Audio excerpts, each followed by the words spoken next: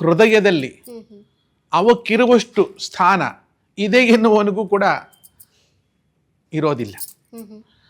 ಹಾಗೆ ನಾನು ನೋಡಿದ ತಕ್ಷಣ ನನಗೆ ಡಾಕ್ಟರ್ ರಾಜ್ಕುಮಾರ್ ಅವರು ಕಣ್ಮುಂದೆ ಬಂದರು.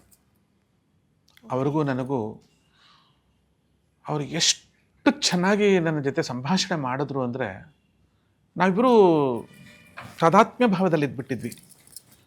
ಅಲ್ಲಿ ಅವತ್ತು ಎಷ್ಟು ಹೆಣಗಳನ್ನು ಸುಡ್ತಾ ಇದ್ರು, ಆ ಹೊಗೆ ಅಷ್ಟೊಂದು ಪೂರ್ತಿ ಅಲ್ಲಿ ಏನು ನಮಗೆ ವಾತಾವರಣವೇ ಕಾಣಲ್ಲ, ಅಷ್ಟು ಹೆಣದ ಭಸ್ಮವನ್ನು ಚೆಲ್ಲಾಡ್ತಾ ಇದ್ರು ಅಘೋರಿಗಳು.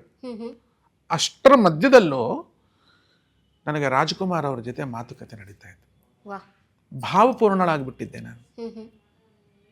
ಅವರು ಹೇಳಿದಂಥ ಒಂದೊಂದು ಉದಾತ್ತವಾದ ಮಾತುಗಳು ಇವತ್ತಿಗೂ ನಂಗೆ ಇಲ್ಲೇ ಕಿವಿಲೇ ಕೇಳಿಸ್ತಾ ಇದೆ. ಆದರೆ ಅವತ್ತು ಯಾರಾದರೂ ನಿಮ್ಮಂಥವ್ರು ಇದ್ದರೆ ನಾನು ವಿಡಿಯೋ ಕೂಡ ಮಾಡಿಸ್ಬಿಡ್ತಾ ಇದ್ನೋ ಏನೋ.